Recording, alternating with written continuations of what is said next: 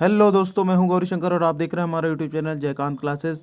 आज हम बात करेंगे मध्य प्रदेश जीके। मध्य प्रदेश जीके में आज हमारा चैप्टर रहेगा मध्य प्रदेश की प्रमुख नदी परियोजना।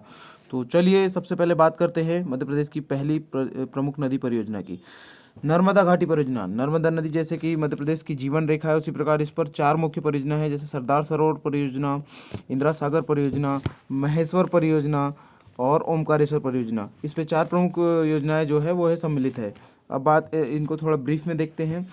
देखिए, सबसे पहले बात करते हैं सरदार सरोवर परियोजना की। तो यह गुजरात, राजस्थान और मध्य प्रदेश, महाराष्ट्र की संयुक्त परियोजना है। चार राज्यों को इससे लाभ मिलता है। और दूसरी जो हमारी परियोजना है इंदिरा सागर, नर्मदा सागर जिसको बोलते हैं इंदिरा सागर या इसको पुनासा, जो पुनासा में स्थित है। पुनासा एक खंडवा का एक स्थान है, वहाँ पर स्थित है इंदिरा सागर परियोजना। यह मध्य प्रदेश की सबसे बड़ी परियोजना है। इंदिरा सागर परियोजना का शिलान्यास जो हुआ था यह 1984 में उस समय की तात्कालिक प्रधानमंत्री श्रीमती इंदिरा गांधी जी ने, ये देखिए ये क्वेश्चन पूछा जा चुका है, इंदिरा गांधी जी ने इसका शिलान्यास किया था। तो ये मोस्ट इम्पॉर्टेंट है, ये हमने नदी और नदियों में भी पढ़ाया है, ये बांध में भी जो पढ़ाया है, तो ये मोस्ट इम्पॉर्टेंट है, आप इसको जरूर याद रखिएगा। इंदिरा सागर परियोजना का शिलान्यास किसने किया था। उसके बाद बात करते हैं सरदार सरोवर परियोजना की। तो ये गुजरात के भरूच में है ना, यहाँ भरूच लिखा है, भरूच आप भरूच समझ सकते हो, भरूच लिखना था, वहाँ भरूच आ गया है ना, कुछ मिस्टेक आ गया है ना।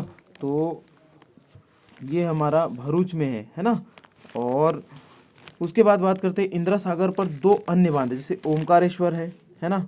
तो ओमकारेश्वर जो है ये एक बृहद सिंचाई परियोजना है जिसमें 3 लाख हेक्टेयर क्षेत्र सिंचित होता है। और बात करते हैं नर्मदा घाटी परियोजना की। तो मध्य प्रदेश की 29 बड़ी, 135 मध्यम तथा 3000 लघु सिंचाई परियोजनाएं इसमें शामिल हैं। और इसमें जो है 27 लाख हेक्टेयर भूमि सिंचित होती है। नर्मदा घाटी परियोजना से 27 लाख हेक्टेयर भूमि सिंचित होती है। इससे लगभग 15 जिले, मध्य प्रदेश के 15 जिले लाभान्वित है, जो कि नर्मदा नदी के किनारे बसे हुए हैं, जैसे शहडोल, मंडला, डिंडोरी, जबलपुर, नरसिंहपुर, रायसेन, होशंगाबाद, हरदा, खंडवा, खरगोन, बड़वानी और अनूपपुर। इसमें नाम मिस हो गया है। तो ये सारे ज़िले जो है, लगभग 15 ज़िले जो नर्मदा घाटी परियोजना से लाभान्वित होते हैं। अब बात करते हैं हम चंबल नदी परियोजना। चंबल नदी परियोजना, तो चंबल नदी परियोजना जो है यह मध्य प्रदेश और राजस्थान की संयुक्त परियोजना है। इसका प्रारंभ 1954 में शुरू हुआ था। ठीक है, 1954 में इसका प्रारंभ हुआ था। ये मोस्ट इंपॉर्टेंट है, तो आप इसको ध्यान रखिएगा। अब बात करते हैं चंबल घाटी की मुख्य परियोजनाओं की। तो सबसे पहली परियोजना जो है हमारी गांधी सागर परियोजना है। यह मध्य प्रदेश के नीमच जिले में स्थित है। ठीक है, और ये 1964 में पूर्ण हो गई थी। इसका स्टार्टअप हो गया था। स्टार्टअप कब हुआ था? इसका स्टार्टअप 1954 में हुआ था। कंप्लीट कब हुई है? 1964 में। इसको लगभग 10 साल लगे। 10 साल में गांधी सागर परियोजना कंप्लीट हो गई। फिर राणा प्रताप सागर की बात करें तो ये चित्तौड़गढ़ राजस्थान की परियोजना है। और यह जो परियोजना है यह जल विद्युत केंद्र है ना। उसके बाद जवाहर सागर की बात करें तो जवाहर सागर ये कोटा राजस्थान में है, जो कि इसके आसपास चंबल नदी के किनारे जो भी ज़िले बसे हैं उनको नहर से इसकी सिंचाई मिलती है, नहर के जरिए पानी मिलता है। और चंबल नदी परियोजना जो है मध्य प्रदेश के भिंड, मुरैना, ग्वालियर, मंदसौर, नीमच, जो चंबल संभाग है, और ग्वालियर संभाग के कुछ ज़िले हैं, इनको भी चंबल घाटी परियोजना से सिंचाई का लाभ मिलता है। अब बात करते हैं हम माता टीला बांध परियोजना। बहुत इम्पॉर्टेंट यह परियोजना बेतवा नदी पर स्थित है ना। जैसे कि रानी लक्ष्मीबाई है, रानी लक्ष्मीबाई इसका नाम है। इस परियोजना का नाम क्या है? रानी लक्ष्मीबाई। तो ये इंपॉर्टेंट है कि इसका नाम क्या है? रानी लक्ष्मीबाई माता टीला परियोजना। तीनों चीज़ इंपॉर्टेंट है। माता टीला बांध कहाँ है, कौन सी नदी पर है, और इसका अन्य नाम क्या है? तो रानी लक्ष्मीबाई इसका अन्य नाम है, और ये बेतवा नदी पर है। ठीक है, बेतवा नदी को क्या कहते हैं? मध्य प्रदेश की गंगा कहते हैं, है ना। और क्यों कहते हैं ये अगर आपको जानना हो तो हमारा जो नदी वाला जो चैप्टर है उसको आप देखिएगा, उसमें हमने क्लियर किया है कि मध्य प्रदेश की गंगा माता बेतवा नदी को क्यों कहते हैं, है ना।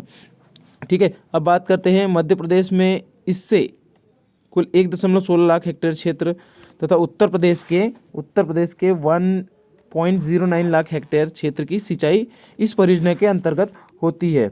इस परियोजना से मध्य प्रदेश के 6 जिले लाभान्वित है। दतिया, ग्वालियर, भिंड, विदिशा, रायसेन, ये जो 6 जिले प्रमुख, ये इस परियोजना से लाभान्वित है। और इस परियोजना पर माता टीला जल विद्युत गृह भी है। ये देखिए, ये जो नीचे जो ऑप्शन दिया माता टीला जल विद्युत गृह, यह भी स्थित है माता टीला बांध पर। अब बात करते हैं बरगी परियोजना की। तो बरगी परियोजना जो है रानी अवंतीबाई, बरगी परियोजना रानी अवंतीबाई सागर परियोजना के नाम से भी जानी जाती है। तो ये आपको याद रखना है कि रानी अवंतीबाई परियोजना के नाम से कौन सी योजना जानी जाती है, यह है बरगी परियोजना। यह परियोजना बरगी नदी पर मध्य प्रदेश के जबलपुर में स्थित है। और अवंतीबाई कहाँ की रानी थी, तो अवंतीबाई जबलपुर की रानी थी। तो ये आपको याद रखना है। तो आप इससे इजीली याद रख सकते हो कि बरगी परियोजना कहाँ पर है, जबलपुर में है। जबलपुर की महारानी कौन थी, ये जबलपुर की रानी कौन थी, रानी अवंतीबाई। तो इससे आप इजीली इसको याद रख सकते हो। इसका जो नाम जो है रानी अवंतीबाई परियोजना है। बरगी परियोजना से मध्य प्रदेश के जबलपुर, मंडला, सिवनी जिले लाभान्वित है। बरगी परियोजना पर 60 मीटर ऊंचा बांध बनाया गया है। ठीक है। और बात करते हैं इसके कुल सिंचाई क्षेत्र की, तो 95,000 हेक्टेयर कुल इसका सिंचाई क्षेत्र है बरगी परियोजना का। बात करते हैं बाणसागर परियोजना की। बाणसागर परियोजना सोन नदी पर, यहाँ पर थोड़ा मिस्टेक हुआ है, सोन नदी है ना, सोन नदी पर स्थित है। सोन नदी कहाँ से निकलती है, अमरकंटक से निकलती है। तो बाणसागर जो परियोजना है यह सोन नदी पर स्थित है। और बाणसागर परियोजना से मध्य प्रदेश के रीवा, सीधी जिले लाभान्वित होते हैं। ठीक। उसके बाद बाणसागर परियोजना जो है यह देवलोक शहडोल में बांध बनाया गया है। कहाँ पर बना है, ये देवलोक स्थान है, देवलोक स्थान है शहडोल जिले में, वहाँ पर यह बांध बनाया गया है, जिससे 405 मेगावाट विद्युत उत्पन्न की जाती है। साथ ही 1.53 लाख हेक्टेयर क्षेत्र की सिंचाई भी इससे होती है। कौन सी परियोजना से, बाणसागर परियोजना से। ठीक। अब देखते हैं हम हलाली परियोजना। हलाली परियोजना, हम मुख्य परियोजनाएं की बात कर रहे हैं। मध्य प्रदेश में कई छोटी बड़ी परियोजनाएं हैं, लेकिन ये मोस्ट इंपॉर्टेंट है, तो आपको ये जरूर याद रखना है। जो यहाँ पर मुख्य रूप से बताई गई है उन्हीं परियोजना पर ज़्यादा आपको ध्यान देना है। अब हलाली परियोजना की बात करते हैं। हलाली परियोजना को सम्राट अशोक सागर परियोजना के नाम से जाना जाता है। क्या नाम से जाना जाता है, हलाली परियोजना को सम्राट अशोक सागर परियोजना के नाम से जाना जाता है। यह परियोजना हलाली नदी पर है। कौन सी नदी पर, हलाली नदी पर। हलाली परियोजना मध्य प्रदेश के विदिशा व रायसेन जिले को लाभान्वित करती है। कौन कौन से जिले हैं, विदिशा और रायसेन जिले। ठीक। उसके बाद इस परियोजना पर 945 मीटर लंबा तथा 29.57 मीटर ऊंचा बांध बनाया गया है। ये तो उतना इम्पोर्टेंट नहीं, पर आपको याद रखना है। ठीक है। उसके बाद इससे जो क्षेत्र जो सिंचित होता है वह कुल क्षेत्र है लगभग 37,000 हेक्टेयर भूमि इससे कुल सिंचित होती है। और इसका निर्माण 1973 से शुरू हुआ था और 1976 में ये खत्म हो गया। तो ये हो गई हलाली परियोजना। अब बात करते हैं बरगी अपवर्तन परियोजना। बरगी परियोजना की बात करते हैं तो बरगी अपवर्तन परियोजना बरगी नदी पर बनाई गई है। इस परियोजना से मध्य प्रदेश के 4 जिले जबलपुर, कटनी, रीवा, सतना लाभान्वित है। ये 4 जिले जो है इससे लाभान्वित है। इस परियोजना में मध्य प्रदेश के 2.45 लाख हेक्टेयर भूमि सिंचित है। तो ये जरूर याद रखिएगा आप, बरगी परियोजना अपवर्तन जो है, बरगी अपवर्तन परियोजना, इनमें कौन कौन से जिले हैं। ठीक। अब अगली बात करते हैं हम सीता रेवा परियोजना। यह परियोजना सीता रेवा नदी पर बनाई गई है। इस परियोजना से छिंदवाड़ा जिले को लाभ मिलता है। और यहाँ पर 15 मेगावाट निजी क्षेत्र की बिजली भी बनाई जाती है ना। छिंदवाड़ा जिले में 15 मेगावाट निजी क्षेत्र की बिजली भी प्रस्तावित है यहाँ पर। ये इतनी इम्पोर्टेंट नहीं है, पर हो सकता है अगर पेपर का लेवल बढ़े तो आपसे ऐसे भी क्वेश्चन किए जा सकते हैं। अब बात करते हैं जोबट परियोजना। जोबट परियोजना तो बहुत इंपॉर्टेंट है क्योंकि ये पूछा भी जा चुका है।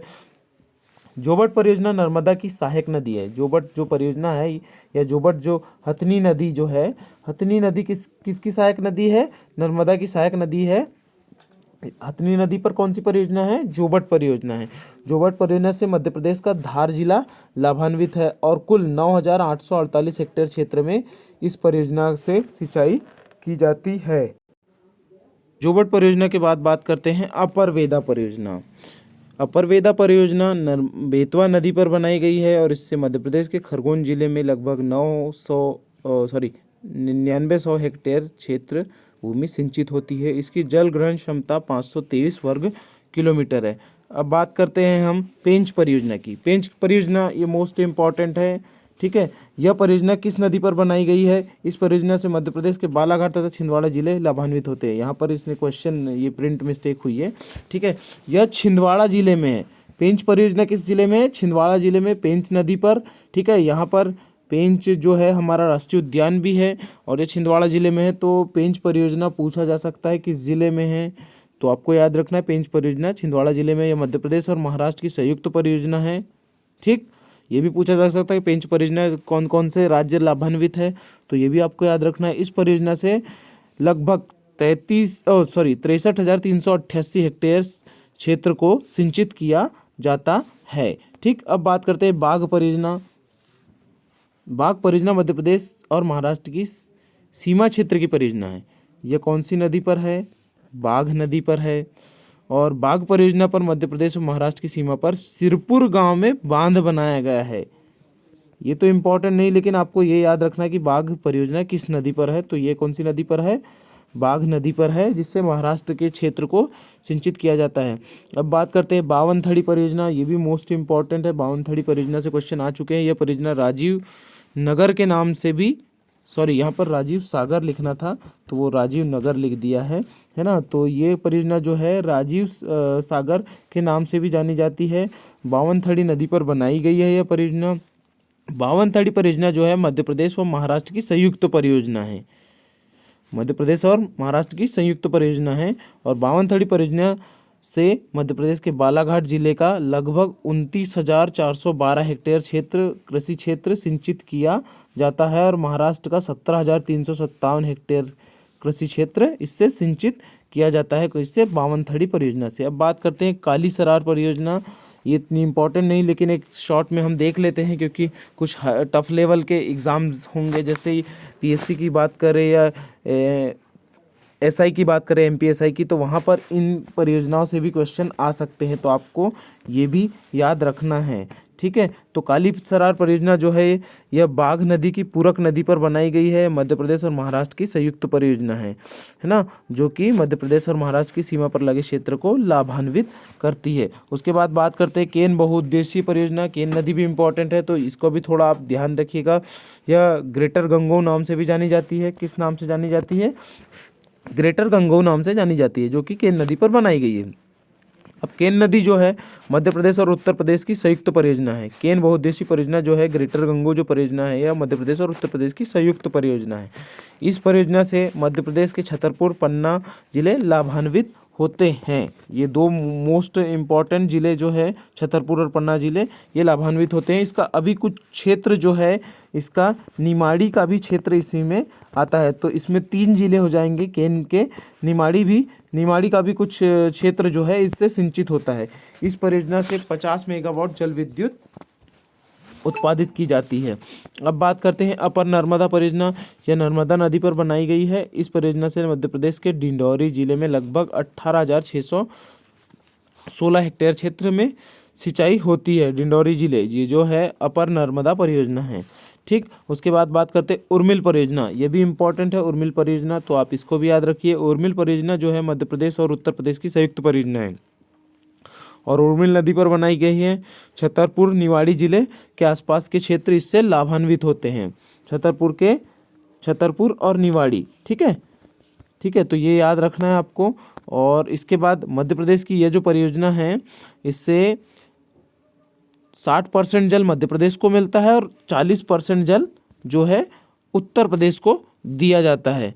जैसे कि जो अन्य जो राज्यों, मतलब ये अलग अलग राज्यों में जैसे जल बंटवारा होता है, तो वो इस नदी, इस जो परियोजना उर्मिल परियोजना, इसका बंटवारा कुछ इस प्रकार हुआ है।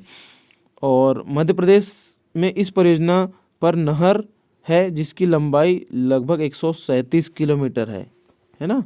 तो ये हाई लेवल के जो एग्ज़ाम्स होंगे उसमें ज़रूर पूछा जा सकता है, ठीक। उसके बाद उर्मिल परियोजना जो है उर्मिल बांध पर बना है, जो कि उत्तर प्रदेश में है, तथा नहर का निर्माण करके मध्य प्रदेश द्वारा भी इसका लाभ लिया जाता है।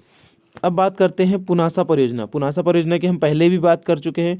पुनासा परियोजना इंदिरा सागर के नाम से जानी जाती है, जो कि पुनासा के पास में है, ठीक। और यह खंडवा जिले में आता है और इसका जो लाभ होता है, यहाँ पर प्रसाद प्रिंट हो गया है, इसका जो लाभ है वो लगभग 35,008 हेक्टेयर क्षेत्र में सिंचाई होती है। इससे भी ज़्यादा क्षेत्र है, इसमें 35,000 है, पर इससे भी ज़्यादा क्षेत्र इससे सिंचित होता है। पर आपको अगर कोई ऑप्शन में ऐसा आता है तो आपको लगभग 35,000 पर टिक करना है। ठीक, उसके बाद अपर वेनगंगा परियोजना। वेनगंगा नदी मोस्ट इंपॉर्टेंट है। वेनगंगा नदी इसलिए मोस्ट इंपॉर्टेंट है क्योंकि मैं एक चीज़ बताना भूल गया, जो मध्य प्रदेश की पहली सिंचाई परियोजना है वो सबसे पहले वेनगंगा नदी पर ही बनी थी। कब बनी थी? 1923 में बालाघाट जिले में वेनगंगा पर सबसे पहले नहर बनी थी, है ना। तो वेनगंगा बहुत इम्पोर्टेंट है। इस परियोजना को संजय सरोवर के नाम से जाना जाता है और यह वेनगंगा नदी पर बना है। इस परियोजना से मध्य प्रदेश के बालाघाट और सिवनी जिले लाभान्वित होते हैं। ठीक, और इससे देखिए यहाँ पर जैसे पुरानी नहर है तो इससे देखिए यहाँ पर सबसे ज़्यादा अभी तक के हमने जितनी भी परियोजनाएं पढ़ी हैं उसमें सबसे ज़्यादा जो है सिंचित जो होता है वो इस परियोजना से होता है। लगभग 1,03,722 हेक्टेयर क्षेत्र इससे सिंचित होता है। किससे? अपर वेनगंगा परियोजना से। तो सबसे ज़्यादा क्षेत्र जो है अपर वेनगंगा परियोजना से सिंचित किया जाता है। ठीक, उसके बाद बात करते हैं कोलार परियोजना। यह परियोजना कोलार नदी पर है। ये तो मैंने खुद अपनी आंखों से देखा, ये जंगल में है, काफ़ी घना जंगल है और यह परियोजना कोलार नदी पर बनाई गई है। इस परियोजना से मध्य प्रदेश के सीहोर जिले को लाभ मिलता है। कोलार परियोजना से सीहोर में सिंचाई के अलावा भोपाल को पेयजल भी उपलब्ध कराया जाता है। जब कभी भोपाल में पानी की कमी आती है तो कोलार डैम से पानी छोड़ दिया जाता है। ठीक है, और इससे लगभग 60,887 हेक्टेयर क्षेत्र सिंचित किया जाता है। तो कोलार परियोजना भी मोस्ट इम्पॉर्टेंट है। ठीक, उसके बाद बात करते हैं माही परियोजना की। माही नदी, ठीक, ये भी मोस्ट इम्पॉर्टेंट है। माही परियोजना जो है माही नदी पर बना है जो कि धार और झाबुआ जिले को लाभान्वित करता है। और माही नदी कहाँ से निकली है? धार जिले से निकली है जो कि पूर्व से पश्चिम की ओर बहती है ना। तो ये मोस्ट इम्पॉर्टेंट है माही परियोजना। तथा वर्तमान में इससे लगभग 5,000 हेक्टेयर क्षेत्र सिंचित होता है। इस परियोजना पर जो बांध है उससे 2 नहरें निकली है ना, 2 नहरें निकली है जिसकी कुल लंबाई जो है 137 किलोमीटर है। 2 नहरों की कुल लंबाई 137 किलोमीटर है। ये इंदिरा नेहरू लिखा है तो ये कुछ मिस्टेक है, एक इंदौर को जाती है, ये थोड़ा मिस्टेक हो गया है, प्रिंट मिस्टेक हो गया है ना। तो इस पे आप ध्यान मत दीजिएगा। ठीक है, इसकी कुल जो 2 नहरें हैं उनकी कुल लंबाई 137 किलोमीटर है। ठीक, उसके बाद बात करते हैं हम अगले परियोजना की, सुक्ता परियोजना। सुक्ता परियोजना ये नॉट इम्पॉर्टेंट है, बट सुक्ता परियोजना खंडवा जिले में स्थित है और यह खंडवा को जलापूर्ति करती है। इसके साथ साथ 18,583 हेक्टेयर को सिंचित करती है। सिंध परियोजना की बात करें तो सिंधु नदी पर बनाई गई है यह परियोजना और इस परियोजना से मध्य प्रदेश के शिवपुरी तथा ग्वालियर जिले को लाभ मिलता है। सिंध परियोजना से ग्वालियर नगर की जल आपूर्ति की जाती है। उसके साथ साथ 35,200 हेक्टेयर क्षेत्र को इससे सिंचित किया जाता है। तो ग्वालियर में कौन सी परियोजना है? सिंध परियोजना है जो कि सिंधु नदी पर है। ठीक है, काली सिंध नदी पर है, एक सिंधु नदी शो हो रहा है यहाँ पर। अब बात करते हैं नरगावा परियोजना। तो नरगावा परियोजना जो है ये केन नदी पर है, केन की सहायक नदी पर बनाई गई है। इस परियोजना से मध्य प्रदेश के छतरपुर जिले तथा उसके आसपास के क्षेत्र लाभान्वित है। यह परियोजना मध्य प्रदेश उत्तर प्रदेश की संयुक्त परियोजना है और मध्य प्रदेश के छतरपुर जिले के लगभग 16,190 हेक्टेयर कृषि क्षेत्र को सिंचित करती है। अब बात करते हैं चोरल नदी परियोजना। चोरल नदी परियोजना जो है इंदौर में स्थित है ना, ये भी इम्पोर्टेंट है। चोरल नदी परियोजना जो है इंदौर में स्थित है। इस परियोजना से मध्य प्रदेश के इंदौर जिले और महू जो इंदौर की तहसील है मुख्य रूप से लाभान्वित है। और चोरल नदी परियोजना से महू नगर की 500 हेक्टेयर भूमि को सिंचित किया जाता है। साथ ही इंदौर शहर की जल आपूर्ति भी इसी परियोजना से की जाती है। भांडेर नहर की बात करें, मोस्ट इम्पॉर्टेंट यह परियोजना बेतवा नदी पर बनाई गई है और इस परियोजना से मध्य प्रदेश के दतिया, ग्वालियर, भिंड जिले लाभान्वित होते। इस नहर की लंबाई, इस पे जो नहर है उसकी लंबाई जो है वो है 57.6 किलोमीटर और इसकी सिंचाई क्षमता जो है वो है 44,535 हेक्टेयर क्षेत्र को सिंचित किया जाता है भांडेर नहर के द्वारा। अब बात करते हैं हम बारना परियोजना की। बारना परियोजना जो है बारना नदी पर बनाई गई है। इस परियोजना पर बाड़ी गांव के निकट एक बांध बनाया गया है, जिससे लगभग 60,290 हेक्टेयर क्षेत्र सिंचित होता है। और ये परियोजना जो है ये रायसेन जिले को मोस्टली लाभान्वित करती है। अब बात करते हैं शिवपुर बैराज परियोजना की। शिवपुर बैराज परियोजना जो है उर्मिल नदी पर बनाया गया है ना। उर्मिल नदी भी इम्पोर्टेंट है और ये मध्य प्रदेश के छतरपुर जिले को लाभान्वित करती है। अब बात करते हैं तवा परियोजना की। तवा परियोजना जो है मध्य प्रदेश के होशंगाबाद जिले में स्थित है तथा होशंगाबाद जिले के आसपास का क्षेत्र को लाभान्वित किया जाता है इससे। इस परियोजना से मध्य प्रदेश के कुल 3.33 लाख हेक्टेयर सिंचाई क्षेत्र को सिंचित किया जाता है। और वर्तमान में इसका जो सिंचाई क्षेत्र है वो है लगभग 2.47 लाख हेक्टेयर। इसका कुल एरिया जो है जो इससे सिंचित किया जाता है। ये तो बात कर ली हमने तवा परियोजना की। अब बात करते हैं हम हमारे मोस्ट इम्पॉर्टेंट जो टॉपिक्स थे।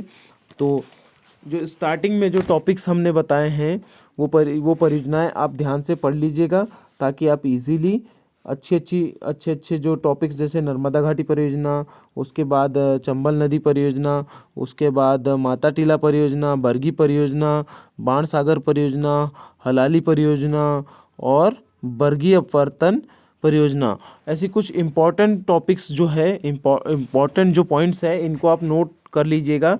और इसको आप वीडियो के चलते स्क्रीनशॉट्स भी ले सकते हो। और इसके अगर आपको पीडीएफ चाहिए तो ये हमारे वीडियो के नीचे जो लिंक आपको अवेलेबल रहेगी। और एक चीज़ मैं आपको और बता दूं, आपको 30 दिनों में अच्छी तैयारी अगर करना है तो आप हमारे चैनल को सब्सक्राइब कीजिए, अपने दोस्तों में शेयर कीजिए और बेल आइकन प्रेस कीजिए, ताकि हमारे नए लेटेस्ट वीडियोस जो आते रहे, जैसे करेंट अफेयर के, एमपीजी के या फिर मैथ्स के, रीजनिंग के, तो वो आपको इजीली मिलते रहे। तो आज के लिए इतना ही। धन्यवाद। Thank you. ज़्यादा हो गया।